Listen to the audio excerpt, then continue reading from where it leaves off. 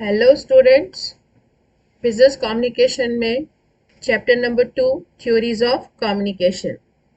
Theories of communication में introduction में हमारे पास सबसे पहले है that management researchers have been studying the communication theory from a long time to help us improve our methods of communicating effectively with each other. This research helps us send and receive the message in its original form.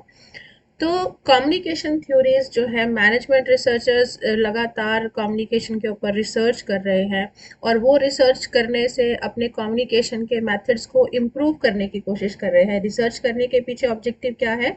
अपने communication के methods को improve करना, ताकि अच्छे से जो communication का जो पर्पस है वो सर्व हो सके। ठीक है, और यही रिसर्च जो है वो हमें हेल्प करती है कि कैसे मैसेज को उसके ओरिजिनल फॉर्म में सेंड किया जा सके और उसे रिसीव किया जा सके।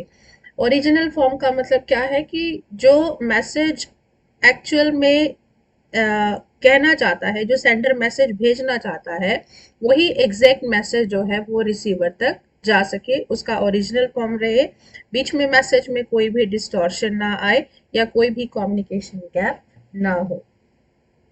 तो बहुत सारे ऑथर्स हैं या बहुत सारे मैनेजमेंट रिसर्चर्स हैं जो टाइम टू टाइम इससे रिलेटेड रिसर्च करते रहते हैं और नई नई थ्योरीज को लाते रहते हैं। अपनी रिसर्च के बेस पे वो नई नई थ्योरीज बनाते रहते हैं।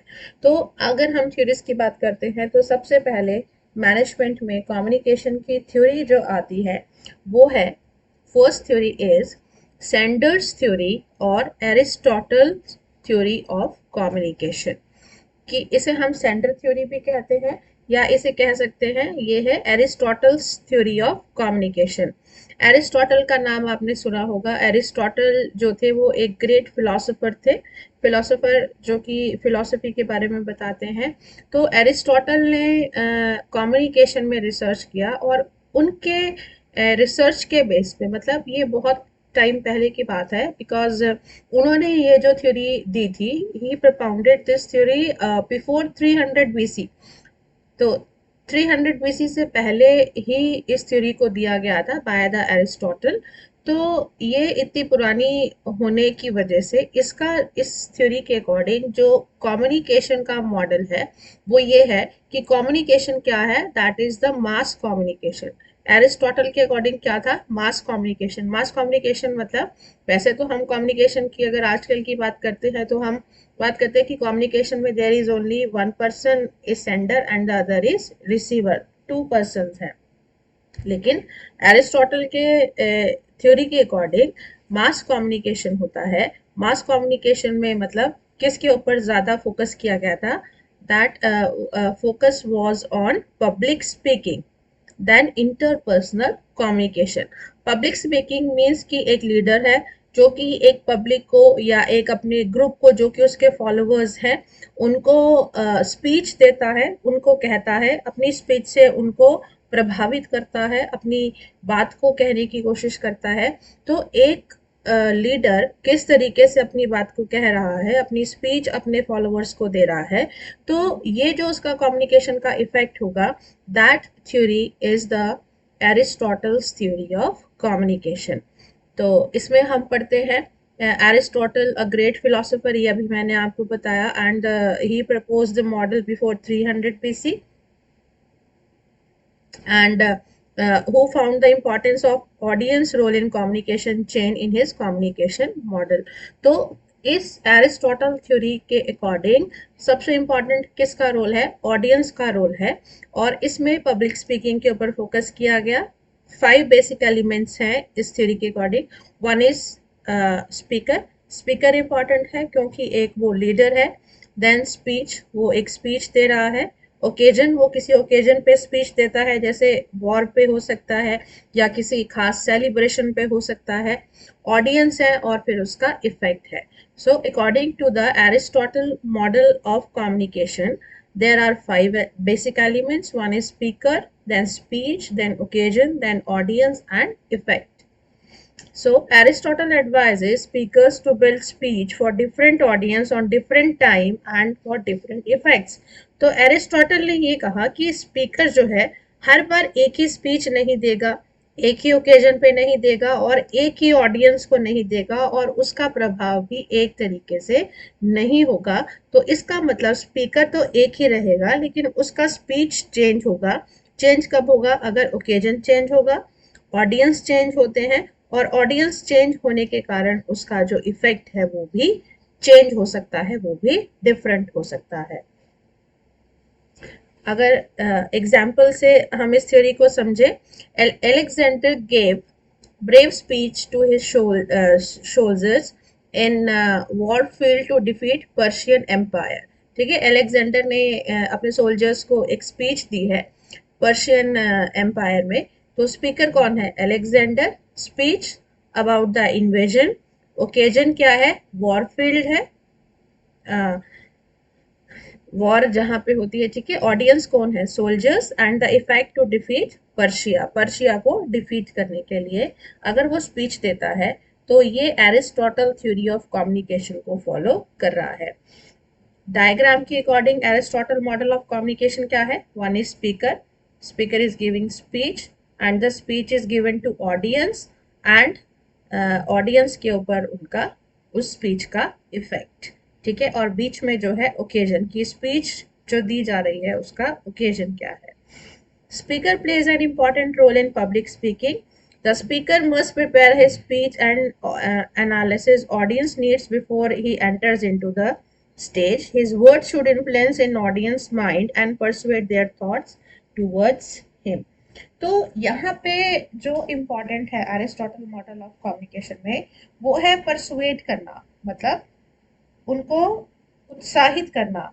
तो ये जो थ्योरी ग्रेट फिलोसफर एरिस्टोटल ने दी थी, that was in his work rhetoric. ठीक है, रिटोरिक में था और रिटोरिक का मतलब होता है स्पीच टू परसुएड, इस तरीके का स्पीच देना, इस तरीके का भाषण देना जिससे कि हम दूसरे को परसुएड कर सके, प्रोत्साहित कर सके। According to him, the role of sender or the source is important in the process of communication. He emphasized that if persuasive techniques are used, the thinking process of the receiver can be changed। Aristotle ने क्या emphasise किया कि अगर हम persuasive techniques का use करें, मतलब प्रोत्साहित करने वाली ऐसी टेक्निक का यूज करें, तो हम रिसीवर के थिंकिंग प्रोसेस को चेंज कर सकते हैं।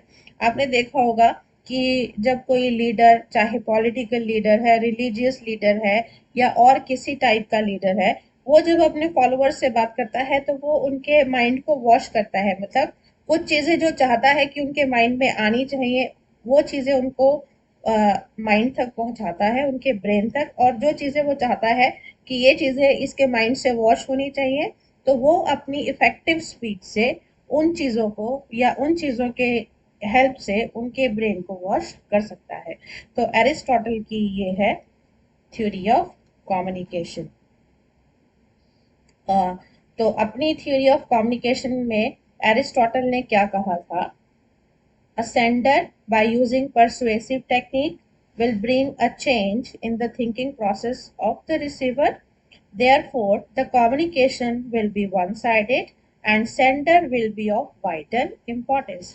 इसमें कम्युनिकेशन, जो एरिस्टोटल मॉडल ऑफ कम्युनिकेशन है, इसमें कम्युनिकेशन जो है दैट इज वन साइडेड, एक साइड ही रहेगा, क्योंकि स्पीकर ने ही परसुएसिव स्पीच देनी है, अपने ऑडियंस को प्रभावित करना है। और यहाँ पर ऐसा कोई ऐसा फीडबैक नहीं है। और यहाँ पर मैसेज देने वाला कौन है? स्पीकर। सेंडर कौन है? स्पीकर है। एंड स्पीकर और sender will be of vital importance. तो सबसे ज्यादा जो इम्पोर्टेंस है, जो एक आप कह सकते हैं महत्वपूर्ण स्थान है, वो किसका है? सेंडर का है या स्पीकर का है, इस थ्योरी के अकॉर्डिंग। तो इसमें अगर हम इसकी मैरिट्स और डीमेरिट्स की बात करें, तो इसमें जो इसकी मैरिट है, तो सबसे इसकी जो इम्पोर्टेंट कह सकते हैं एक ही मैरिट है, that it is very simple and a journal theory of communication. बहुत ही सिंपल सी थ्योरी है, एक जर्नल थ्योरी है, मतलब इसमें कोई ऐसा खास ट्विस्ट नहीं है, it's a very basic theory. Next, demerit. Demerit क्या है? that it applies only to oral messages, कि यह सिर्फ oral messages के ऊपर ही apply होता है।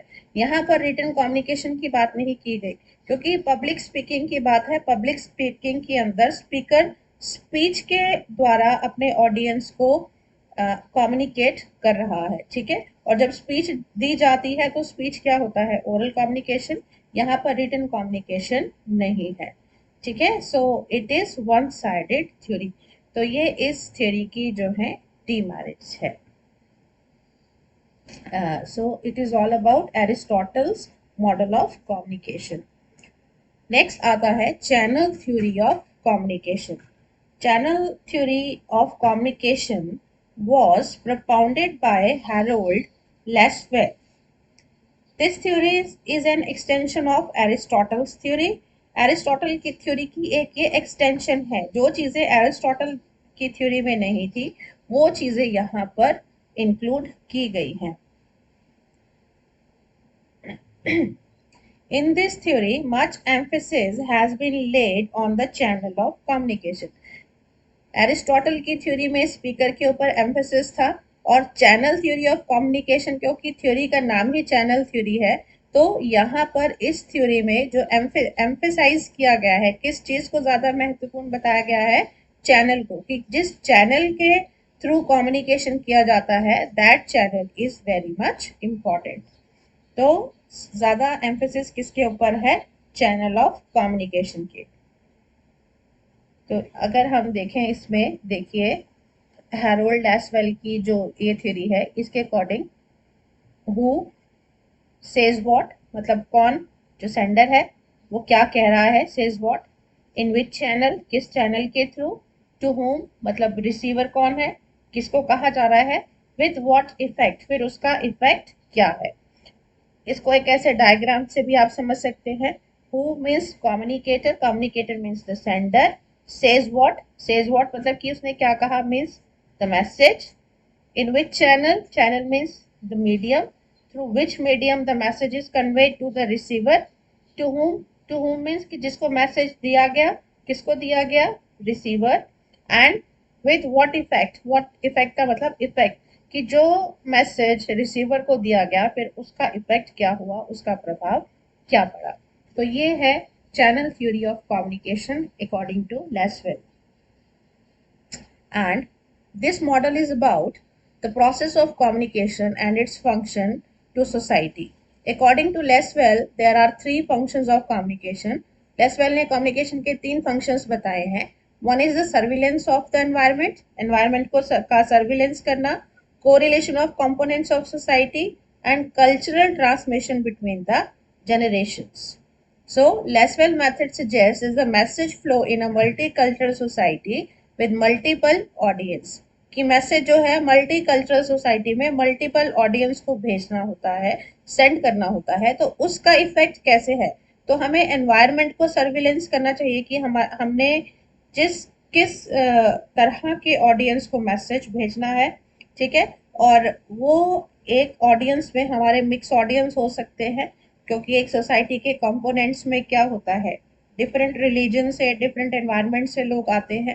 तो अगर एक ग्रुप को मैसेज दे रहे हैं तो कैसे मैसेज एक दिया जाए, जिससे, क्योंकि जो उनका कल्चरल डिफरेंस है उस कल्चरल डिफरेंस को हम दूर कर सके। So this theory suggests that who sends the message to whom, by which channel, and what is its effect. तो ये है channel theory of communication according to Harold Lasswell. अब इसकी मेरिट्स और डीमेरिट्स की बात करते हैं। तो इसके एडवांटेजेस क्या हैं, it is easy and simple, बहुत ही सिंपल सा मेथड है। It suits for almost all type of communication, सभी तरीके के कम्युनिकेशन में ये सूटेबल है। द कॉन्सेप्ट ऑफ इफेक्ट, ये कौन सा इफेक्ट की बात, ये कौन से कॉन्सेप्ट की बात करते हैं, इफेक्ट की, कि किसी कम्युनिकेशन का प्रभाव क्या पड़ता है। लेकिन इसके कुछ डिसएडवांटेज भी हैं। सबसे पहले एक एडवांटेजेस की अगर हम और बात करें, so it suggest as to who the sender is and which channel is being used by him to communicate and to whom he is sending the message and for what purpose। किस में हमें जो communication है उसमें हर channel के बारे में बताया है कि सेंडर कौन है, उसका मैसेज क्या है, किस चैनल के थ्रू दिया गया है और उसका रिसीवर कौन है और फिर उसका क्या इफेक्ट है। तो ये हमें इस थ्योरी में एक्सप्लेन किया है। लेकिन इस थ्योरी के कुछ डिसएडवांटेज भी हैं, डीमेरिट्स भी हैं। Means no detail description of the main components of the theory, कोई ऐसा डिटेल नहीं बताया इसमें ज़्यादा। और फीडबैक नॉट मेंशन, कम्युनिकेशन के अंदर फीडबैक बहुत इंपॉर्टेंट होता है ताकि सेंडर को भी ये पता चले कि रिसीवर ने मैसेज को वैसे ही एक्सेप्ट किया है जैसे कि सेंडर ने उसको सेंड किया था। नॉइस नॉट मेंशन, कि अगर हम चैनल की बात करते हैं तो चैनल में नॉइस भी हो सकता है, लेकिन नॉइस के बारे में कुछ नहीं बताया कि नॉइस से अगर मैसेज डिस्टॉर्ट होता है, कम्युनिकेशन का प्रोसेस कंप्लीट नहीं होता। तो इस चीज़ को भी इग्नोर किया गया है, उसको यहाँ पर इंक्लूड नहीं किया गया है। So this is also one of the important disadvantage या demerit of the Lasswell method. And it is the linear model. Linear model है मतलब कि एक लाइन में सीधी रेखा में चलता है, बीच में कोई किसी तरीके का अगर कोई प्रॉब्लम आती है तो वो उसके बारे में यहाँ पर कोई भी बात नहीं की गई है। तो ये है डिसएडवांटेजेस ऑफ लेसवेल मॉडल। तो अभी हमने अपने कम्युनिकेशन थ्योरी के अंदर दो थ्योरीज की है, एरिस्टोटल थ्योरी और एक हमने की है लेसवेल मॉडल ऑफ कम्युनिकेशन।